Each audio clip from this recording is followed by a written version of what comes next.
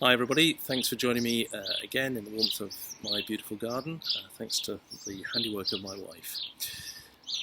Proverbs chapter 20 and verse 6. Many claim to have unfailing love, but a faithful person who can find?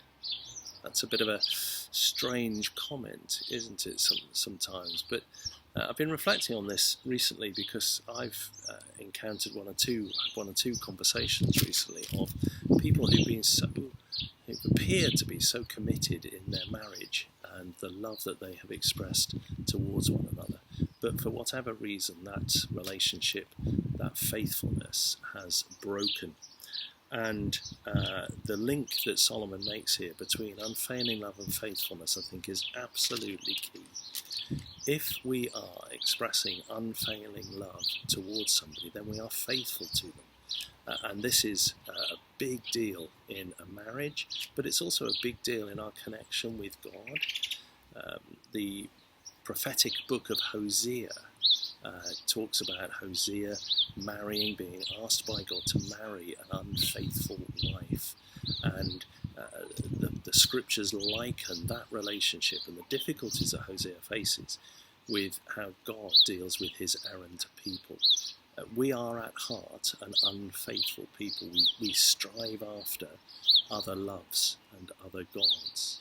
And sometimes we, transposing that into kind of human relationships, we upset the ones that we're closest to by seeking to find affection, if not true love, elsewhere.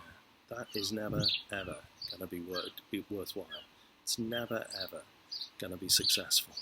And even though the attraction is there, the temptation is there, and I can understand that, it just is not going to work out for the best. My wife Sue and I, a couple of years ago, were in Malawi, and we were asked to talk about marriage and give marriage, not guidance, but advice to church leaders in that situation. Very different context, very different group of people from anything that we would encounter in the UK, and I'm not at all sure we did a good job. But our main kind of focus was this, that true love, unfailing love, boils down to faithfulness. That's it. And if we are expressing unfailing love towards somebody in whether not just a romantic way, but a friendship way as well, then we are faithful. We're faithful to that commitment, and we don't allow that commitment to fail. I offer that. You may disagree, but I hope that we can talk about that if you do. But I hope you find an unfailing love and rejoice in that. Let's pray.